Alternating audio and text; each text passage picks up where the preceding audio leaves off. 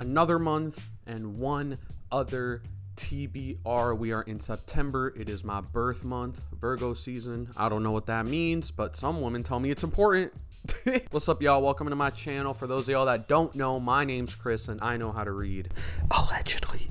And we're going to be talking about the books that I'm going to be reading in September of 2024. Now, I did make an August TBR video, but I think I've mentioned this in some of my previous videos up to this point. I am in the process of moving, and that plus like life and stuff, things got a little hectic. So I didn't get all the reading that I wanted to get done in August. So what we're going to do is I'm going to do my September TBR today, and then we're also going to be doing a combined August and September kind of like reading wrap up at the end of this month. We have some reading goals for September that we're going to get through today, and then hopefully I can revisit some of the books from August that I did not get to read. My coffee's almost done, but y'all make sure you grab your coffee or water, whatever it is you're munching on today. We'll get through the books that I'm going to try and read in September, and you can leave a comment down below.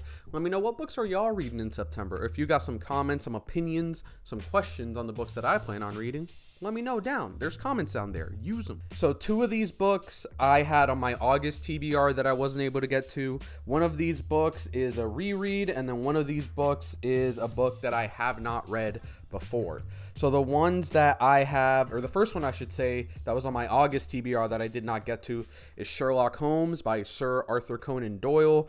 I still want to do a video where I have like me or one of my friends try and solve a Sherlock Holmes mystery in 2024.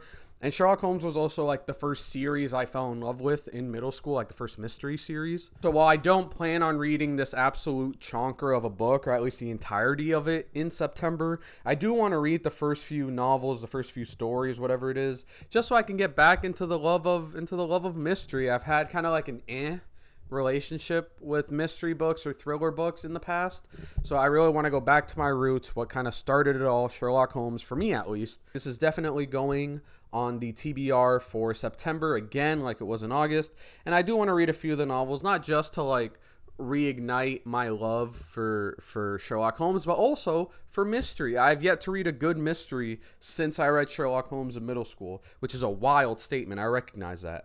But we're going back to our roots with Sherlock Holmes in September. Another book I'm very disappointed in myself that I wasn't able to get to in August was 100 Years of Solitude. Let me move it towards the camera. By Gabriel Garcia Marquez. I might have said Cortez in a previous video. I apologize for that if I did. I know the book is really good. I know I probably could have found time to fit it in August, but life got crazy, and so I really want to get back to it. Like I said, I've only heard good things about the book, and people whose opinion I really like respect have said very good things about this book. Also support Latin authors, which is awesome. This one's going to be a little bit of a quicker mention because I have talked about this book so much before, and I've talked about wanting to read this book so much before. But September should be, at least towards the end of September, should be a much more chill month, so I should be able to get to most, if not all, of the reading I have planned. This is the reread that I was talking about earlier, Tarzan of the Apes, The Adventures of Lord Greystoke, Book 1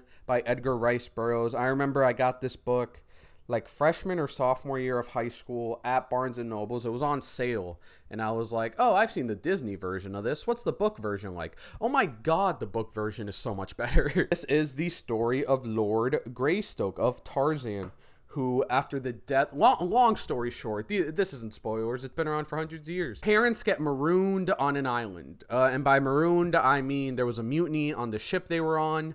The pirates left them on the island to not be cruel, but also it's a deserted island, so you're pretty cruel, you know? Parents eventually pass away, R.I.P. the fallen homies, and Tarzan, orphaned in this random African jungle, gets raised by apes. And this is a story of not only his upbringing in the forest, but also once he gets discovered by humanity, once he gets discovered by these uppity French and English people, how he's able to acclimate into this new society. And when I got this book, like I didn't know there was more than one Tarzan book. Like this is book 1. There's like 12 Tarzan books. I don't know if any of the future ones are as good as this one, but I remember having fond memories of this book.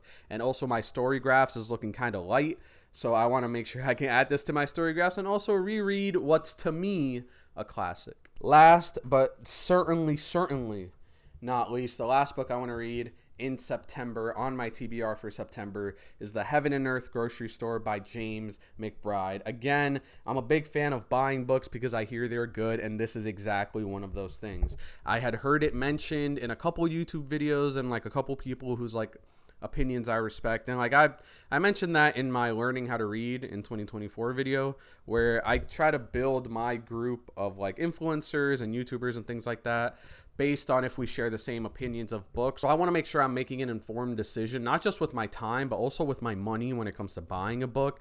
And I know for a fact that I have made a good decision. Now, I bought this book, like I said, purely off of people telling me it's good. I had no idea what it was about until one fateful day I was walking into a Barnes & Noble and there was like a big sign that had a bunch of reviews of the book with like a little blurb on there. So all I know up to this point about Heaven and Earth Grocery Store by James McBride is that there's like a neighborhood garden, and there's some type of like murder mystery, perhaps. Maybe murder mystery is too strong of a word. Maybe there's like a passing. Some of y'all in the comments are probably like punching the screen right now because I'm doing a horrible job of describing what happens in this book. But I truly don't know. I've heard only good things about it, and I'm very excited. Again, like I read so much nonfiction that I really just want to dive into all of the fiction that I could possibly read. Same with Tarzan, same with 100 Years of Solitude, same with Sherlock Holmes, and same with Heaven and Earth Grocery Store. Like, I know these are all classics in one way or another, and I know that while I might not have the same opinion as everybody else, I know that I can like look at this book or any of these other books and recognize good fiction and recognize good writing. And I know for a fact Heaven and Earth Grocery Store is going to be good writing. This is going to be it, y'all, for today's video. Very short and sweet, very easy video. Again, I tried to go kind of hard for my August TBR, and it ended up not working out. So I want to pick something simple, something easy with a bunch of books that I really do want to read.